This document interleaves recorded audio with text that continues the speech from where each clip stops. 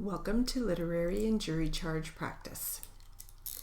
We'll start out with some jury charge, and the subject of this jury charge is rules of evidence.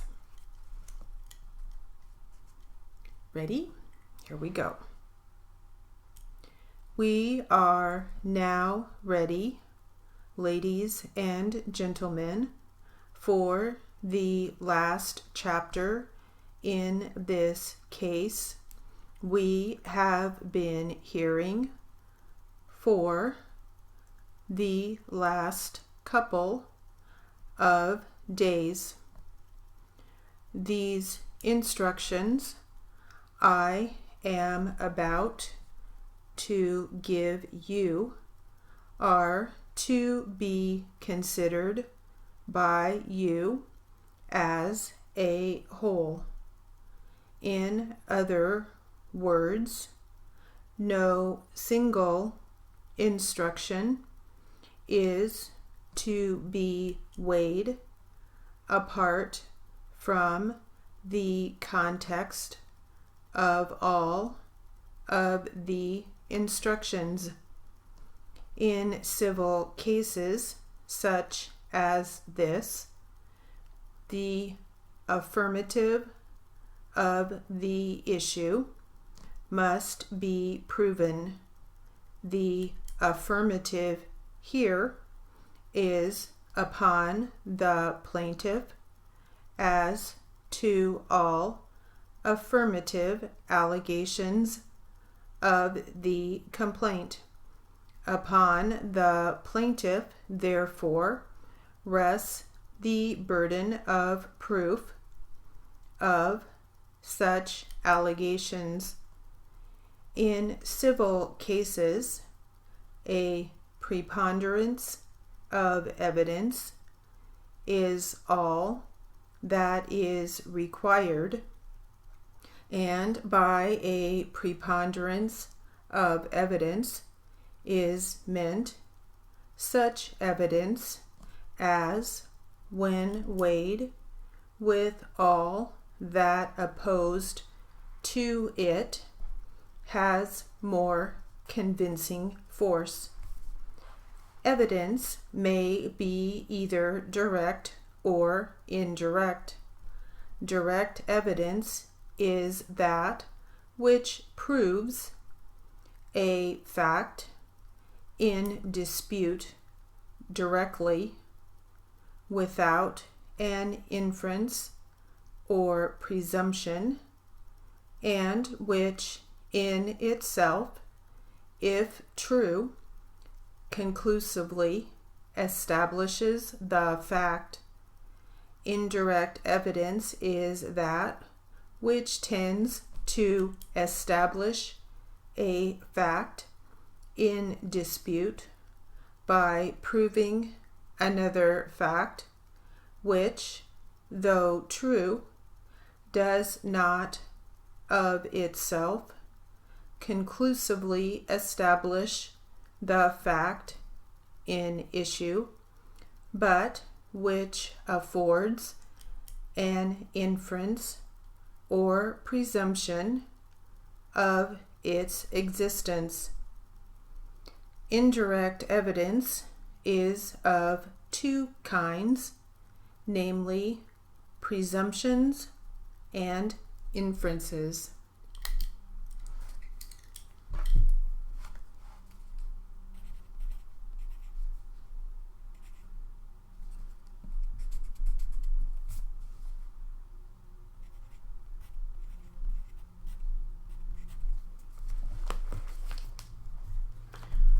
All right, we'll get back to that one, and now we'll try some literary material.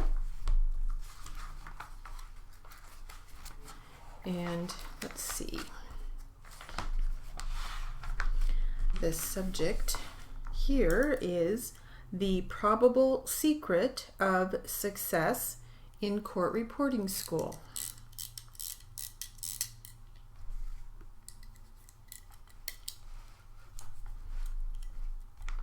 Ready? Here we go. To gain proficiency in any skill requires a great amount of focus, patience, and discipline. Court reporting is certainly no exception. Court reporting is a skill that not only requires great concentration, but also includes a great deal of physical skill. I attribute my success so far in the art of learning and performing stenography by comparing it to that of an athletic endeavor. Court reporting students are asked to achieve a whole lot in a short period of time. One must not only learn a new language and develop one's own style within that language, but also must become a virtuoso on their instrument and enter into the business world with an ability level that most likely surpasses any other entry-level position in virtually any other field of business. Sound scary? It is, and it should be. Becoming a court reporter isn't easy. Success, though, is attainable through organization and having a solid practice routine that touches upon all the elements of machine shorthand. It is these two factors that form the foundation of success that will carry you through court reporting school. As with athletics, a student must not neglect any element of training that will ultimately help them to realize their goals. Let's take, for instance, the sport of weightlifting. It can be overwhelming to enter into the weight room of a fitness center and start an exercise routine that will lead to your proficiency as a weightlifter. What machines should one use? What muscle groups should one work? How should one keep track of their progress? Understanding how the body builds muscle is the first objective that you must achieve. It's the equivalent of having a strong foundation in your court reporting theory. In order to devise a solid and organized routine, one must first have the knowledge of the skill to do so.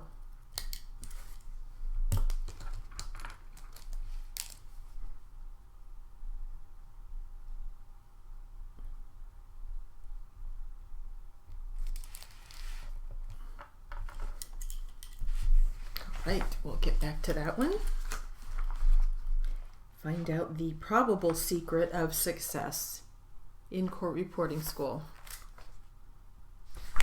All right, back to some jury charge. We'll get back to the one we had started with the subject, rules of evidence.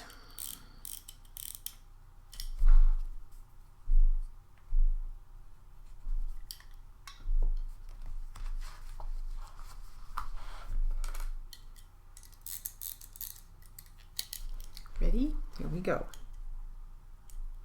A presumption is a deduction which the law expressly directs to be made from particular facts, such, for example, as the presumption that a witness speaks the truth, to which I shall refer a moment later, unless declared by law to be conclusive.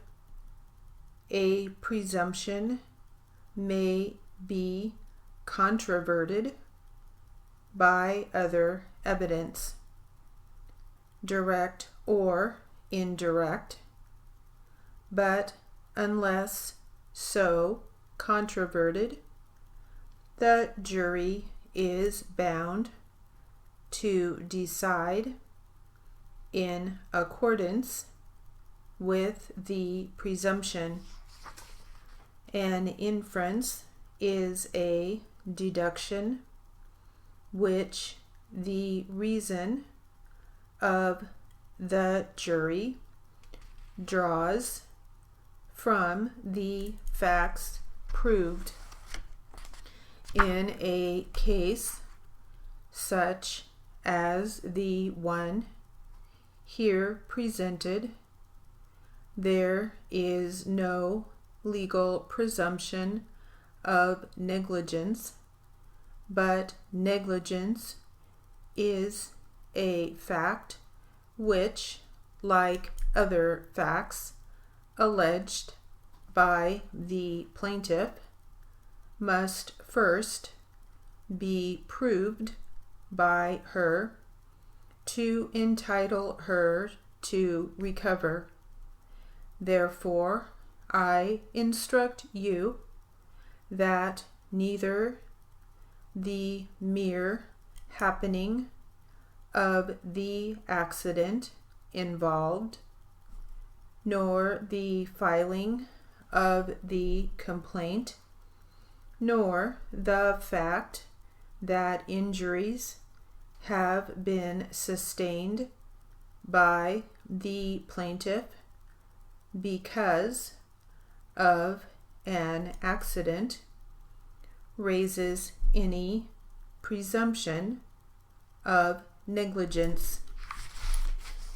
In determining the credibility of a witness, you should consider whether the testimony of any witness is in itself contradictory, whether it has been contradicted by other credible witnesses, whether the statements made by any witness are reasonable or unreasonable, whether they are consistent with other statements or with the facts established by other evidence.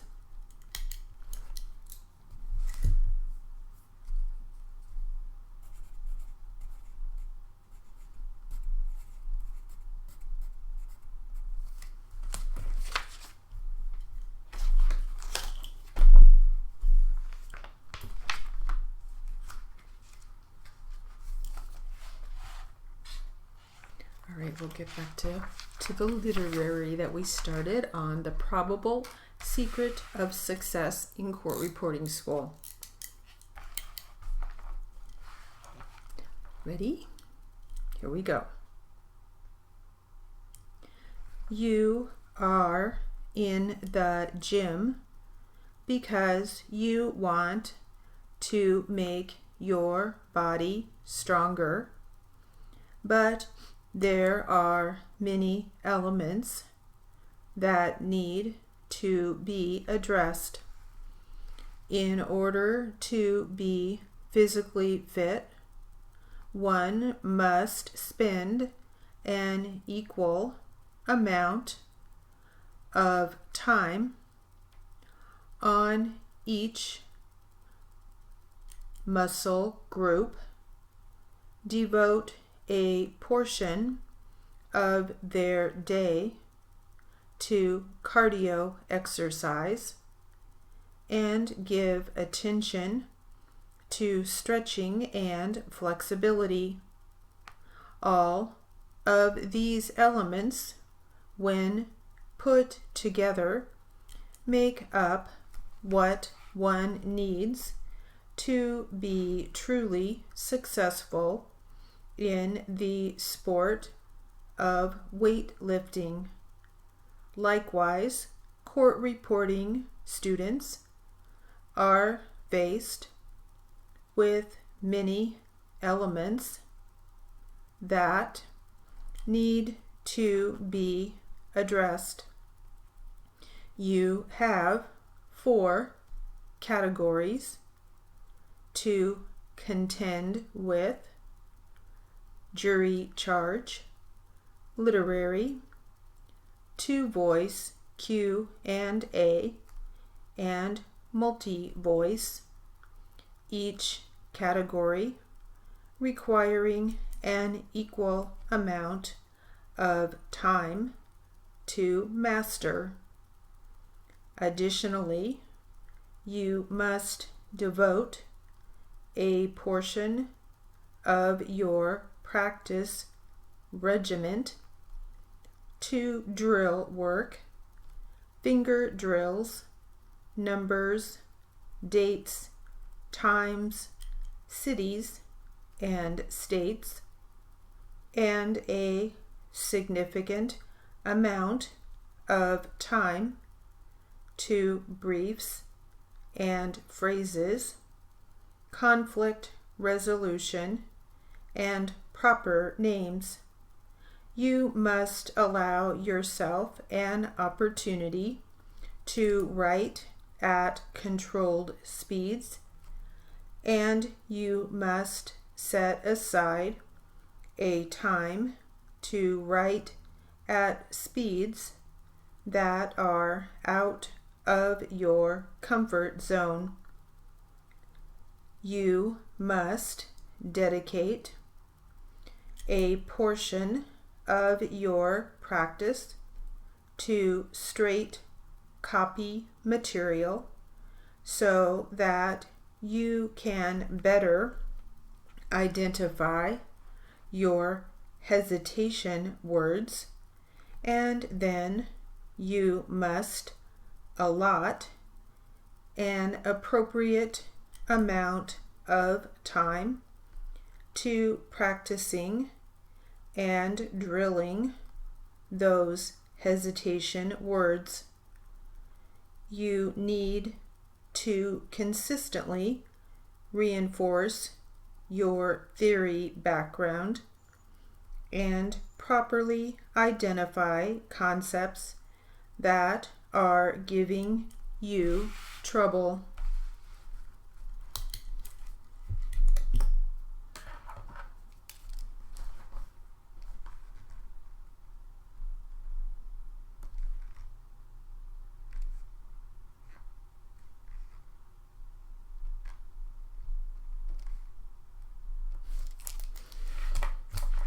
Right, we will stop there. That will conclude our literary and jury charge practice.